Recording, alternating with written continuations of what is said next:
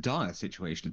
It's unacceptable is just the polite way of saying it. It's a truly disastrous situation that radical Islamists are getting hold of prisoners, vulnerable prisoners in many cases, and turning them to a very dangerous form of Islam that could then, lead to further problems once these prisoners come out, if they've been radicalized and brought into a very extreme form of Islam in this way. The second problem with this is that it shows that prison officers have indeed lost control of prisons. There was a move. Here's a well-known phenomenon, Julio. It's well known that this has been a process going on for the last 10, 15 years. Yeah. And there was a period when, prison governors looked quite kindly on this, thinking, oh, a bit of religion will be a good thing. It'll keep people under control, fine. But they did not understand that this was not benign Islam. This was radical Islam. Is anything but a very safe thing to be bringing people into. It'd be one thing if they were into Sufi Islam, for example, spirituality, but this is not what is happening.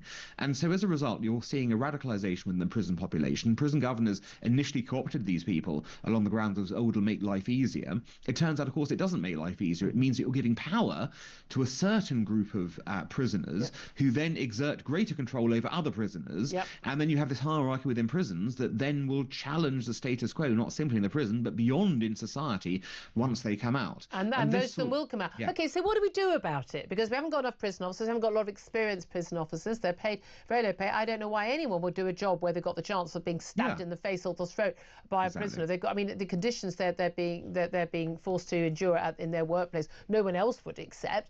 How do we deal with it?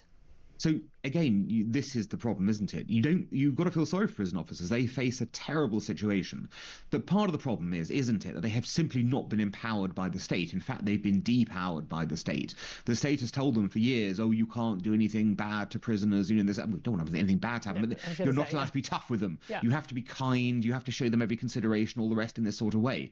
And there is, of course, a case at the lower end that you don't want to be tough with prisoners. You want to rehabilitate prisoners. And many mental health problems.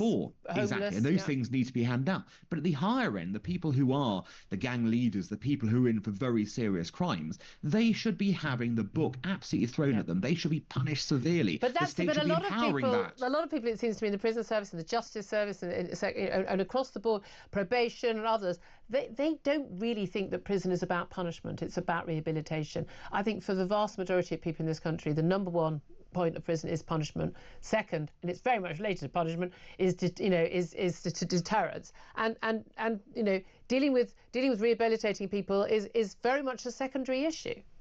Well, it is and it isn't. The rehabilitation thing is very important for those people who have only just touched the sort of the extremes of the criminal web. You don't want to have a situation. I mean, prisons are all famously known as universities of crime. If you keep people in for no particular purpose, you end up simply criminalizing them further. There is a purpose for rehabilitation in prisons, and we don't do that well either. Our problem is we really have the worst of all worlds. We do rehabilitation really badly at the lower end. We try and mollycoddle the upper end, and as a result, we have this perfect mess of conditions where, as you say, who would want to be a prison officer? But it starts from the state. The state has to give the direction. The previous government failed in this. The current government is failing with this.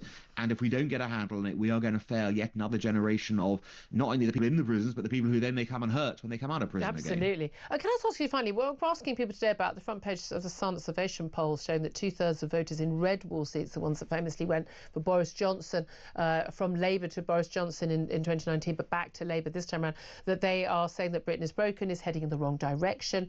We've had a caller earlier, Stuart, actually, the last hour, talking about how Britain's gone too soft on everything. That's what he thinks is the problem. What do you think has gone wrong with Britain, and what can we do to fix it?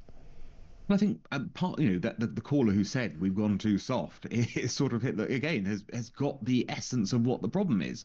For too long, we've allowed basically problems to fester.